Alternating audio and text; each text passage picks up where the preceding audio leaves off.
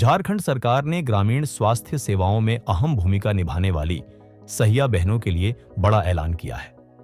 राज्य के स्वास्थ्य मंत्री इरफान अंसारी ने विधानसभा में जानकारी दी कि अंतर्राष्ट्रीय महिला दिवस यानी 8 मार्च को प्रदेश की सभी सहिया बहनों के खातों में एकमुश्त 24-24 हजार रुपए भेजे जाएंगे।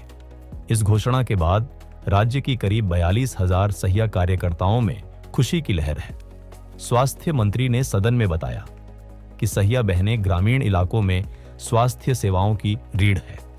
टीकाकरण अभियान, फाइलेरिया उन्मूलन, मलेरिया नियंत्रण और मातृ शिशु स्वास्थ्य कार्यक्रमों को सफल बनाने में उनकी महत्वपूर्ण भूमिका रहती है।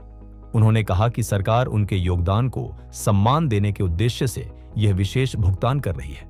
कौन है सहिया? दरअसल झारखंड में आशा कार्यकर्ताओं को ही सहिया कहा जाता है।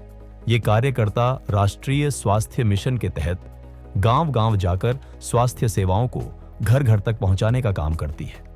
गर्भवती महिलाओं की देखभाल, बच्चों का टीकाकरण, पोषण संबंधी जागरूकता और विभिन्न सरकारी योजनाओं की जानकारी देने में इनकी भूमिका बेहद अहम होती है। सरकार की कई योजनाओं के सफल क्रियान्वयन में सहिया बहनों की सक्रिय भागीदारी रहती है। वर्तमान में राज्य सरकार सहिया बहनों को प्रति माह 2,000 रुपये मानदेय देती है। हालांकि लंबे समय से वे वेतन बढ़ाने और राज्य कर्मचारी का दर्जा देने की मांग कर रही है। हाल ही में सरकार ने उनके निश्चित मानदेय को 2,000 से बढ़ाकर 4,000 रुपये करने का निर्णय लिया था। साथ ही अगले वित्तीय वर्ष यानी अप्रैल 2026 से इसे बढ़ाकर 5,500 रुपये करने का प्रस्ताव भी रखा गया है। महिला दिवस के अवसर पर 24,000 रुपये की एक मुश्त राशि दरअसल पूरे वर्ष के मानदेय के बराबर है, जिसे एक साथ उनके खातों में ट्रांसफर किया जाएगा। सरकार का कहना है कि यह कदम सहिया बहनों के मनोबल को बढ़ाने और उनके योगदान को सम्मान देने के उद्देश्य से उठाया गया है।